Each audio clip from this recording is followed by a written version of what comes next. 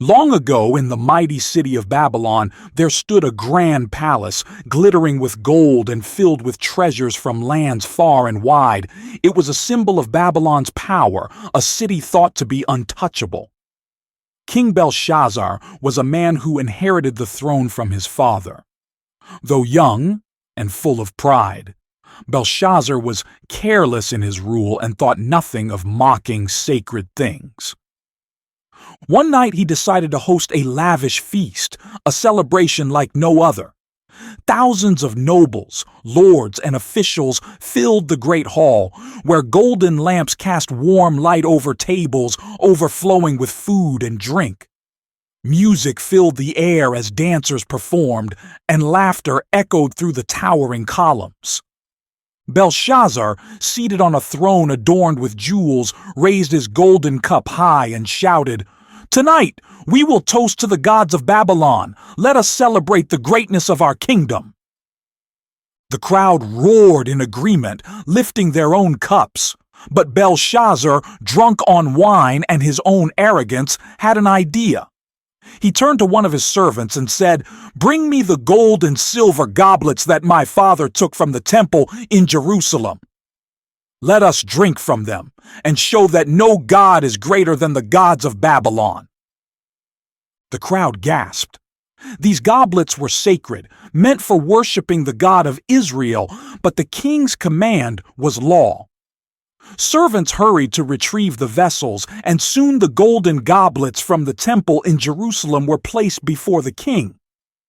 Belshazzar grabbed one of the goblets and filled it with wine. Raising it high, he laughed and said, "To the gods of gold and silver, of bronze, iron, wood, and stone." The crowd cheered as they followed his lead, drinking from the sacred goblets and praising false gods. But as the laughter and music filled the hall, something strange began to happen. The air grew heavy, and an eerie silence fell over the room. A chill ran down the spines of the guests as they noticed something moving near the great wall of the banquet hall. Out of nowhere, a hand appeared, a ghostly, glowing hand that hovered in the air. It moved deliberately, its fingers gripping an invisible pen, and began to write on the plaster of the wall right under the light of a golden lamp. The music stopped. The laughter faded. Every eye in the room was fixed on the mysterious hand as it etched strange symbols into the wall.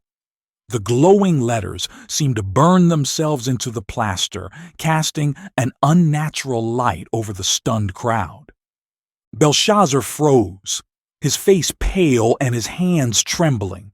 The goblet slipped from his grip and clattered to the floor, spilling wine across the marble tiles. His knees knocked together, and his legs gave out beneath him as he stared, wide-eyed, at the writing. What is this?" he stammered, his voice shaking. "Someone tell me what it means." But no one in the hall could understand the writing. The symbols were unfamiliar, their meaning hidden. The king's fear turned to desperation. He shouted, "Bring in the wise men, the astrologers, the enchanters, the magicians. Bring them all. They must tell me what this means." Servants scurried out of the hall, returning moments later with Babylon's finest scholars and magicians. The king pointed to the wall, his voice trembling as he said, "If any of you can read this writing and tell me what it means, I will clothe you in purple, place a gold chain around your neck, and make you the third highest ruler in the kingdom." The wise men stepped forward one by one, examining the glowing letters, but their faces soon turned blank with confusion. They whispered among themselves, shaking their heads. "We cannot read it," one finally admitted, bowing his head in shame. The king's fear grew into terror. His heart pounded in his chest and sweat poured down his face. The crowd murmured in hushed tones, their eyes darting between the writing on the wall and the terrified king. The banquet hall was a scene of chaos and fear. The writing on the wall glowed eerily, casting shadows that seemed to dance across the room. Belshazzar's once confident expression had crumbled into sheer terror. His hands shook as he clutched the edge of the table, his royal robes now seeming more like a costume than a symbol of power. No one dared move. Even the musicians had fallen silent, their instruments abandoned mid-song. Belshazzar turned to his wise men, his voice cracking as he shouted, "Someone, anyone, tell me what this means." The magicians, enchanters, and astrologers exchanged nervous glances, reluctant to approach the glowing words. The king's desperation grew. "Whoever can interpret this," he declared, "will be clothed in purple, given a gold chain, and made the third highest ruler in the kingdom." But even with the promise of wealth and power, none of the wise men stepped forward. They muttered to each other, their faces pale. "We've never seen anything like this," one whispered. Another shook his head. "It's beyond us." Belshazzar's frustration turned to rage. He slammed his fist on the table, toppling a goblet of wine. "You're all useless," he roared, his voice echoing through the vast hall. His anger, however, couldn't mask the growing sense of dread that gripped him. As the tension reached its peak, the Queen Mother entered the hall, her presence commanding immediate respect. She moved with calm assurance, her silver hair gleaming in the torchlight. The crowd parted for her, and she approached Belshazzar with a look of quiet authority. "O king, live forever," she said, her voice steady and clear. "Do not let your fear overwhelm you or your face grow pale. There is a man in your kingdom who has the spirit of the holy gods in him. In the days of your father, he was found to have insight, intelligence, and wisdom like that of the gods. Your father, King Nebuchadnezzar, appointed him chief of the magicians, enchanters, astrologers, and diviners. This man is named Daniel. Call for him, and he will tell you what the writing means." Belshazzar, clinging to this glimmer of hope, ordered Daniel to be brought before him immediately. The crowd murmured as the aging prophet entered the room, his calm demeanor a stark contrast to the chaos around him. Though years had passed since his days in Nebuchadnezzar's court, Daniel's presence still commanded respect. Belshazzar wasted no time. "Are you Daniel, one of the exiles my father brought from Judah?" he asked, his voice tinged with both arrogance and desperation. "I've heard that the spirit of the gods is in you, that you have insight, intelligence, and extraordinary wisdom. If you can read this writing and tell me what it means, I will clothe you in purple, place a gold chain around your neck, and make you the third highest ruler in the kingdom." Daniel studied the king for a moment, his gaze unwavering. Then he spoke, his voice firm but laced with compassion. "You may keep your gifts for yourself and give your rewards to someone else. Nevertheless, I will read the writing for the king and tell him what it means." The room fell silent. All eyes were on Daniel as he turned toward the glowing words on the wall. He paused as if weighing the weight of his next words, then turned back to Belshazzar. "Your Majesty," he began, "the Most High God gave your father Nebuchadnezzar sovereignty, greatness, glory, and splendor. Because of the greatness God gave him, all nations and peoples dreaded and feared him. But when his heart became arrogant and hardened with pride, he was deposed from his royal throne and stripped of his glory. He was driven away from people and lived with the wild animals.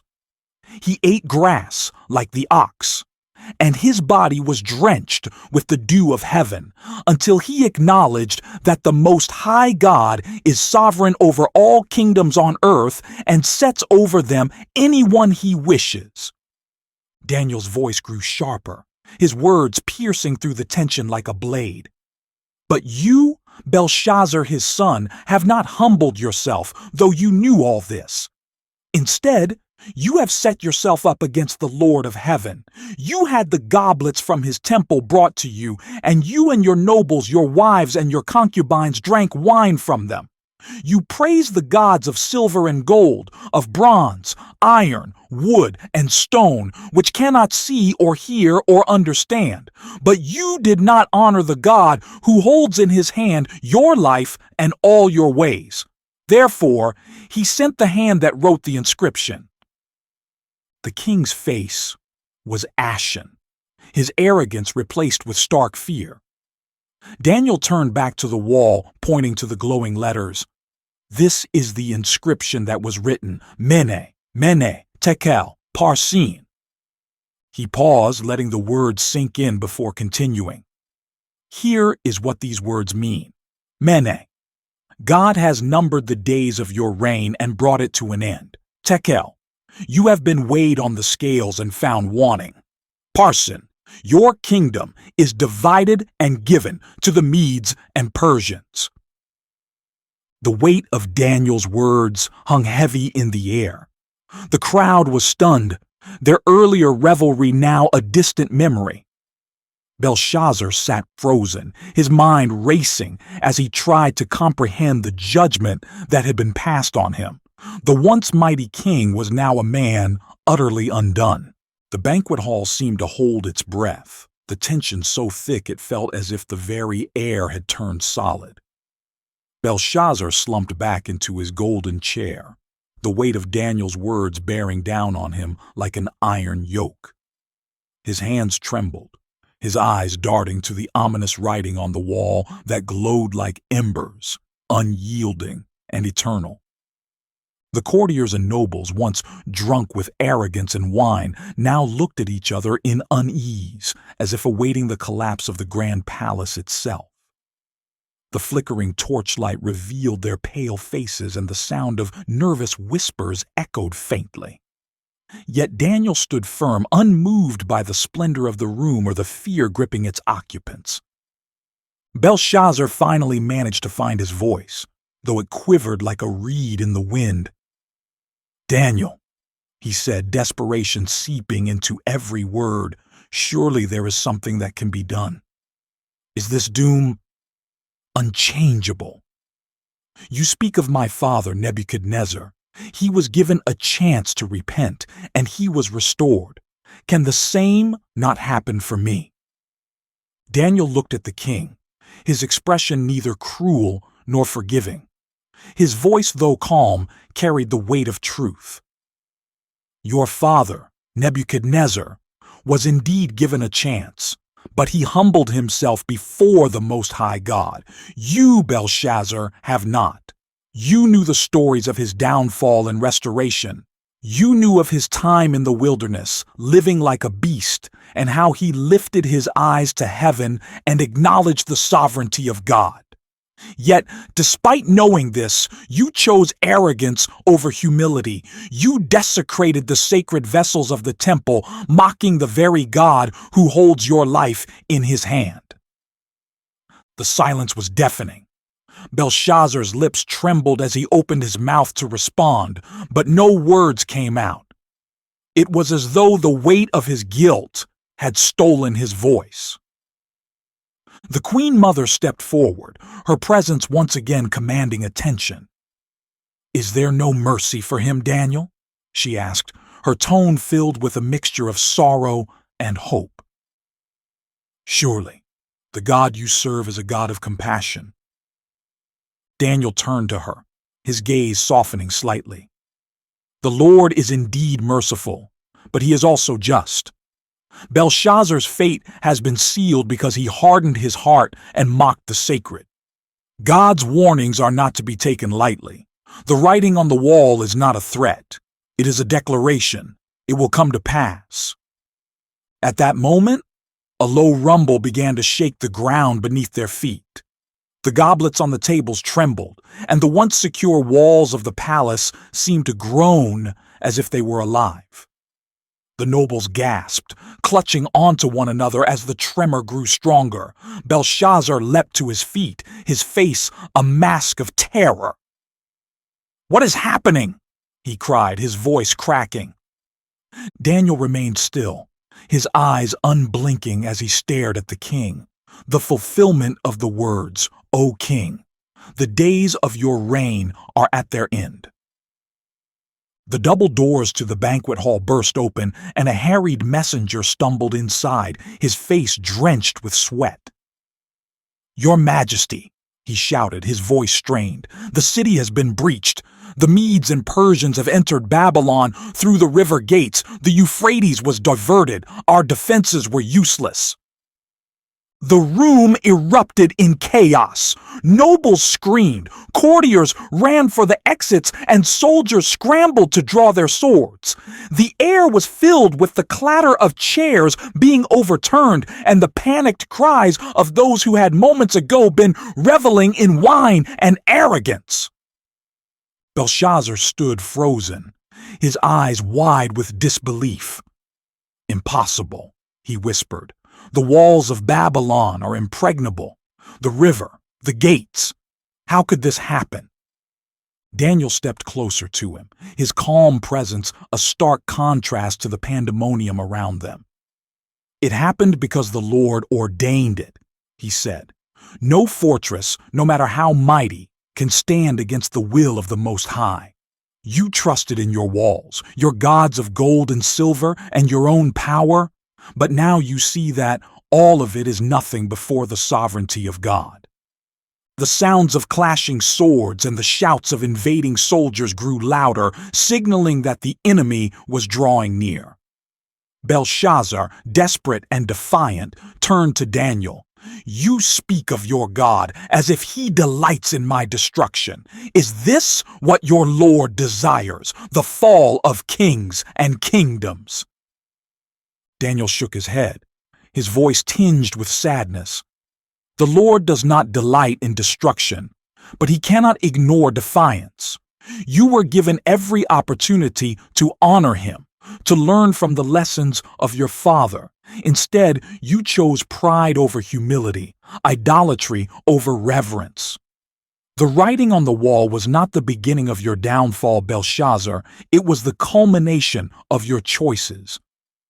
At that moment, the doors to the banquet hall were breached and Persian soldiers flooded in, their armor gleaming and their swords drawn. The courtiers who had not already fled screamed as the soldiers seized the room. Belshazzar, his face pale as death, was dragged from his throne by two warriors. His once proud posture was gone, replaced by the desperate writhing of a man stripped of his power. His golden crown, a symbol of the empire's might, toppled from his head, clinking hollowly against the marble floor. The Persian soldiers moved with precision, their faces stoic as they restrained the courtiers and secured the hall. Their leader, a tall, commanding figure clad in gleaming armor, stepped forward, his sword drawn. His eyes scanned the room, taking in the opulence of the banquet and the fear etched into the faces of Babylon's elite.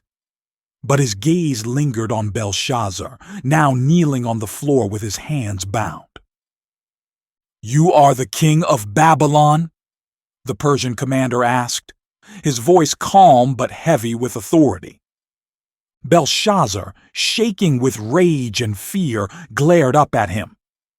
"I am Belshazzar, son of Nebuchadnezzar, ruler of the greatest kingdom the world has ever known. You—" Before he could finish, the commander raised a hand to silence him. "Your reign is over," he said, his tone devoid of emotion. "Your kingdom now belongs to the Medes and Persians." The room fell into a stunned silence. Even the most defiant of the nobles lowered their eyes, realizing the gravity of the moment. Belshazzar's lips trembled, his bravado slipping away. "No," he whispered, as if saying it could make it untrue. "This city is impregnable. Babylon cannot fall." The commander's expression didn't change. "It has fallen." Amidst the chaos, Daniel remained a silent observer. The prophet stood in the shadows, his presence almost unnoticed by the invaders. His heart was heavy, but his spirit was at peace. He had long understood that the kingdoms of men, no matter how grand, were fleeting before the eternal rule of God. The Persian commander finally turned his gaze to Daniel as if sensing the calm amidst the storm. "And who are you, old man?" he asked, his voice curious but wary. Daniel stepped forward, his movements deliberate and unhurried. "I am Daniel, servant of the Most High God," he replied. His voice carried a weight that made even the soldiers pause. "The one true God who foretold this night." The commander frowned, clearly unsettled by Daniel's presence. "And what role have you played in this?" Daniel gestured toward the faint glow of the writing on the wall, now barely visible. "The Lord wrote those words to proclaim the end of Babylon's reign and the rise of yours. It is His will that you are here, not by your strength alone." The commander's eyes flickered to the wall where the words Mene, Mene, Tekel, Parsin still lingered like a ghostly reminder. He shivered, though he quickly masked it. "A prophet, then?" he asked, his tone skeptical but respectful. Daniel nodded. "A servant of the Most High." The commander studied him for a moment, then inclined his head. "You will not be harmed. Leave this place. This city is no longer yours." Daniel inclined his head in acknowledgement. "The city was never mine. It belongs to the Lord." As Daniel turned to leave, the chaos of the palace swirled around him. Nobles pleaded for mercy, soldiers barked orders, and the remnants of Babylon's once proud court were dragged away. But Daniel's steps were steady, his heart untroubled. He knew that this was only the beginning of a new chapter in God's plan. Outside, the city of Babylon was a stark contrast to the splendor it had once been. Fires flickered in the distance, illuminating the towering walls that had failed to protect the city. The streets were filled with the sounds of shouting and the clatter of boots as Persian soldiers secured their conquest. Babylon, the great and mighty, was no more.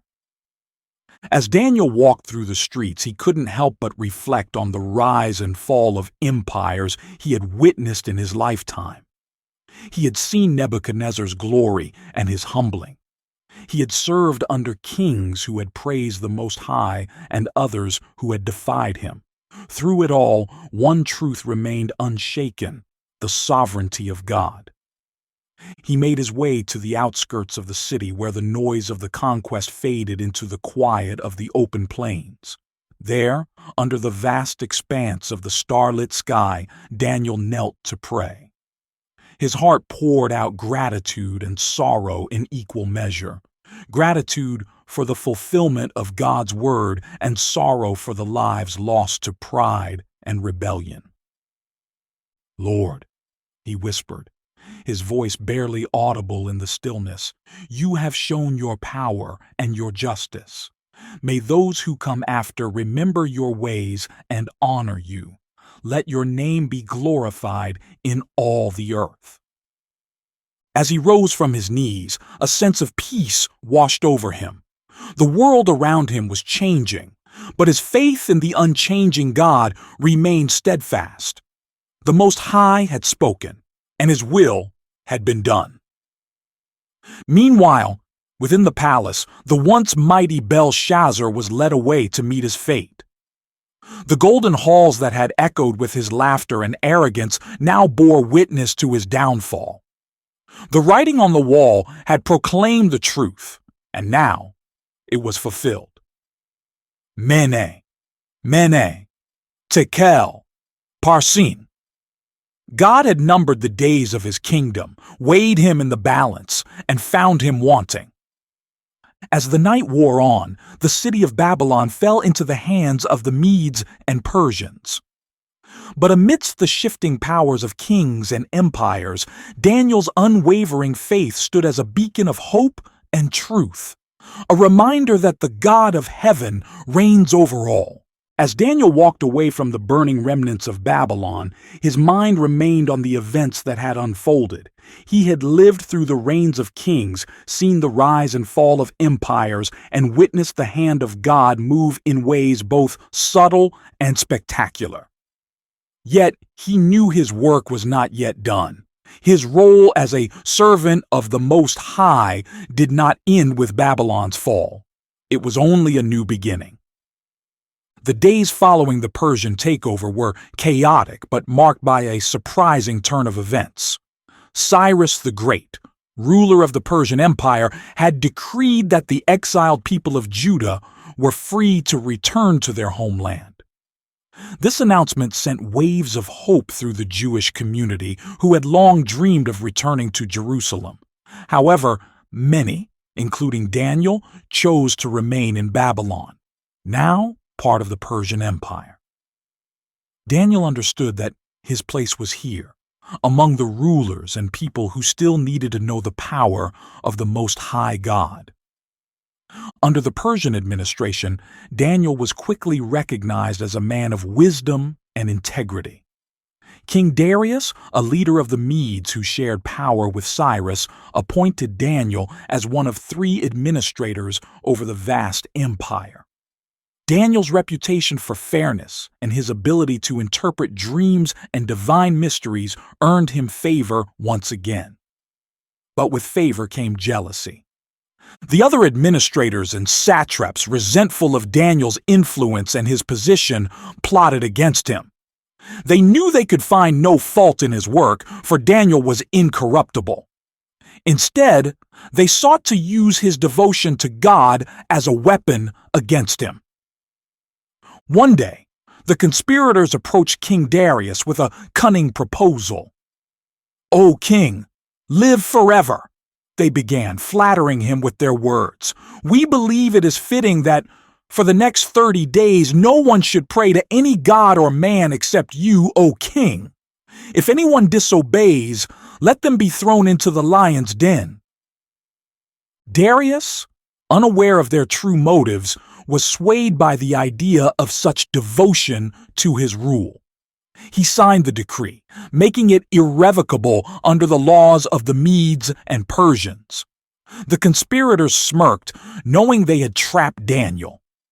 When Daniel heard about the decree, he didn't falter.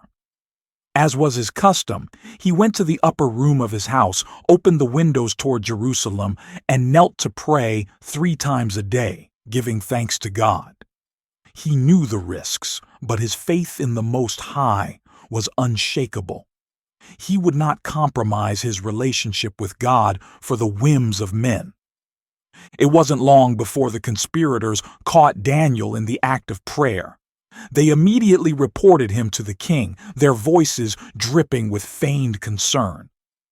"O king, did you not issue a decree that anyone who prays to any god or man except you would be thrown into the lion's den?" Darius's heart sank. He knew Daniel was the target of their plot, but the decree could not be undone. Bound by the law, he reluctantly gave the order for Daniel to be thrown into the den of lions. Yet, as Daniel was led away, the king's voice broke with emotion. "May your God, whom you serve continually, rescue you," he said. As Daniel stood in the courtyard of the palace, the chains around his wrists glinted under the harsh midday sun. A crowd had gathered, murmuring in hushed tones, their faces a mix of pity, curiosity, and fear. The lion's den loomed nearby, a dark pit carved into the earth, its iron gate trembling with the low growls of the beasts within. The tension in the air was suffocating. King Darius paced back and forth, his face pale and lined with regret. He had spent the entire night agonizing over how to save Daniel, but the decree he had foolishly signed was unbreakable. The law of the Medes and Persians could not be undone. The guilt weighed on him heavily, and as he glanced at Daniel, his heart sank further. Here was a man of unshakable faith, a man who had done no wrong, yet he was about to face an unjust and horrifying fate. "Daniel," the king said, his voice breaking, "I have failed you. I am powerless to overturn the law, but may your God, whom you serve so faithfully, deliver you from this." Daniel looked up at the king, his face calm, his eyes resolute. "Do not grieve, O king," he replied. "The God I serve is sovereign. Whatever happens today, his will shall prevail." The guards began to unlock the gate to the lion's den. A deep, guttural roar echoed from within, sending shivers through the onlookers. The crowd stepped back instinctively, some covering their mouths in horror. The beasts, restless and hungry, moved in the shadows, their massive forms barely visible in the dim light of the pit. Daniel stepped forward without resistance, his step steady, his face serene. He turned briefly to the king, offering a final nod of assurance. Then, with quiet resolve, he began to descend the ladder into the lion's den. The sound of the ladder creaking under his weight mingled with the low growls of the lions. The pit smelled of earth and raw meat, a chilling reminder of what awaited him. The beasts stirred, their golden eyes gleaming in the darkness as they caught sight of him. The crowd above held their breath, and even the conspirators who had orchestrated this moment seemed to falter in their smugness. King Darius, unable to bear the sight, turned away, his hands trembling. "Seal the den," he commanded, his voice hollow. The guards rolled a massive stone over the entrance, and Darius himself pressed his signet ring into the wax, sealing Daniel's fate. He lingered there, his head bowed, whispering under his breath, "May the God of Daniel save him." Inside the pit, the air was heavy, filled with the sound of the lions shifting and snarling. Daniel knelt in the center of the den, his hands clasped in prayer. His faith was unwavering, even as the lions began to circle him, their powerful bodies rippling with strength. One of the beasts let out a thunderous roar, its hot breath stirring the dust around him. Above ground, the crowd slowly dispersed, their faces grim. But King Darius remained, staring at the sealed entrance to the den long after everyone else had gone. His heart ached with helplessness, and as the stars began to appear in the night sky, he whispered, "Daniel, I pray your God is with you." In the stillness of the night, the pit was cloaked in darkness, save for faint moonlight that seeped through cracks in the stone above. The lions' movements slowed, their growls turning to quiet rumbles. Daniel's prayer continued, steady and unwavering, as the beasts drew closer, their golden eyes glowing in the shadows. And then, silence. The night stretched on, the fate of Daniel hidden in the depths of the den, leaving a single question hanging in the air like a blade. Would the God of Daniel deliver him?